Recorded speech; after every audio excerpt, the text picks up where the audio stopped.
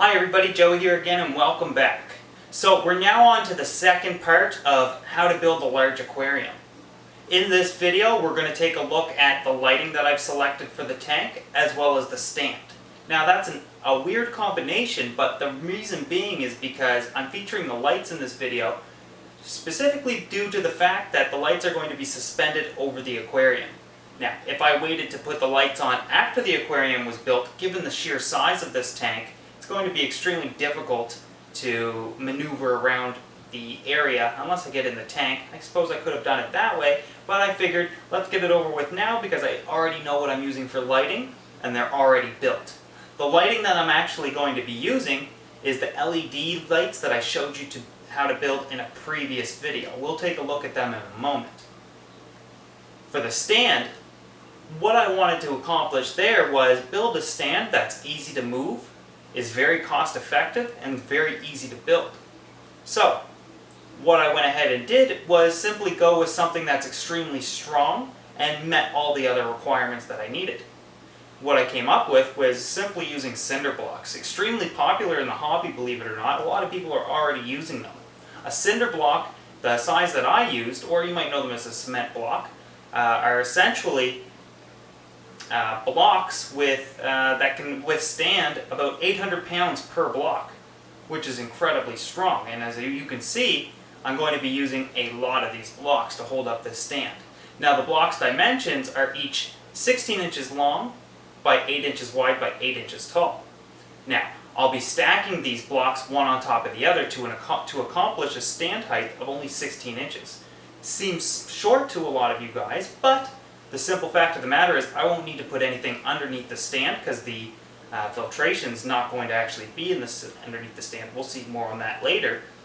But I'm also going to be keeping specific stock in this tank, specifically stingrays, that I want to both look below, from above at them, and as well through. So this stand is almost like a pond feature.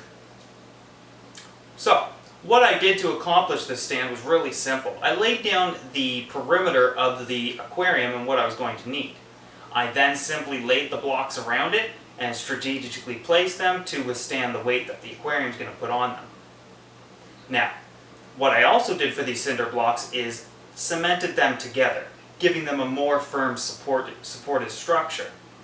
And that's it.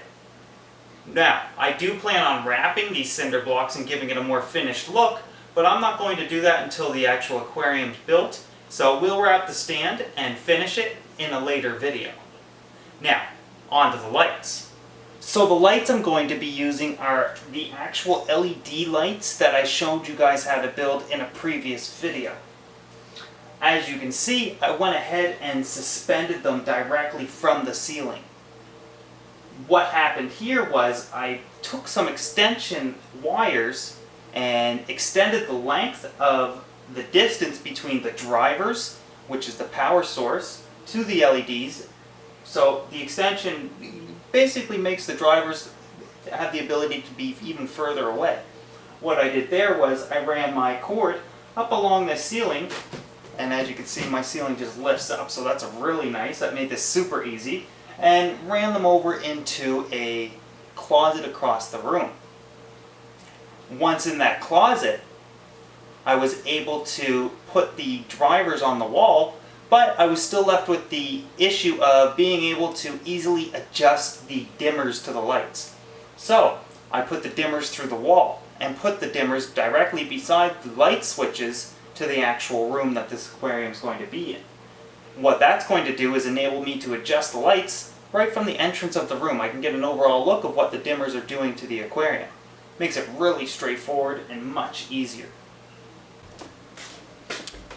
So like I said, as soon as I walk into the room, I had the light switches to the actual room, as well as the dimmers right at my disposal. Now, I'm going to be putting the dimmers on, the actual drivers on timers, so they'll come on and off whenever I need them to, so I'll never have to turn them on and off myself. But with the dimmers right here, I can go ahead and get a really good look at what's going on with the aquarium and achieve the color temperature that I want to do. Now, the video is not going to pick up just how bright these get, but they're extremely bright. So I'll be running these dimmers probably at about 20% of what they're capable of doing. What that's going to do is still light the aquarium quite well, but it's not going to be too overpoweringly bright. Essentially, a bonus factor to running them lower is not only does the aquarium get lit, and very well lit as you'll see later on in the video, or later on in the series, but I'm also saving power. Right now, as it stands, these LEDs, the drivers are enabling them to run at 3 watts apiece. If you remember, I have 40 LEDs, so I'm running around 120 watts of power, potentially, through those LEDs if I wanted to. Running them much lower is really going to allow me to run them at half a watt to a watt, something along those lines. So my lights are only going to consume 20 to 40 watts of power total, which is amazing given the fact that this is a 540 gallon aquarium and I'm more than adequately lighting it for what my needs are. So with the lights and the stand now constructed, we're ready to move on to the next step. Now, some possible questions you guys might have is, why did you place the blocks in the middle of the room? Well, that was based on the fact that I'm going to want to be able to walk around the entire stand if I wanted to, and that's going to be just that. This entire room is dedicated to just this aquarium, so taking up space is not necessarily a factor for me. As for the stand itself, as you guys seen, it was an extremely easy build.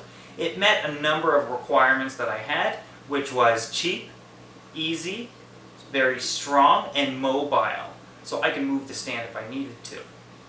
The lights, I put them in place because I already knew where the stand was going to be and where the tank was going to be, and I had built those lights from a previous video. Those LED lights are going to be more than I need and are extremely powerful. I love the way they look, and I'm very excited to see what they're going to look like over the aquarium once finished.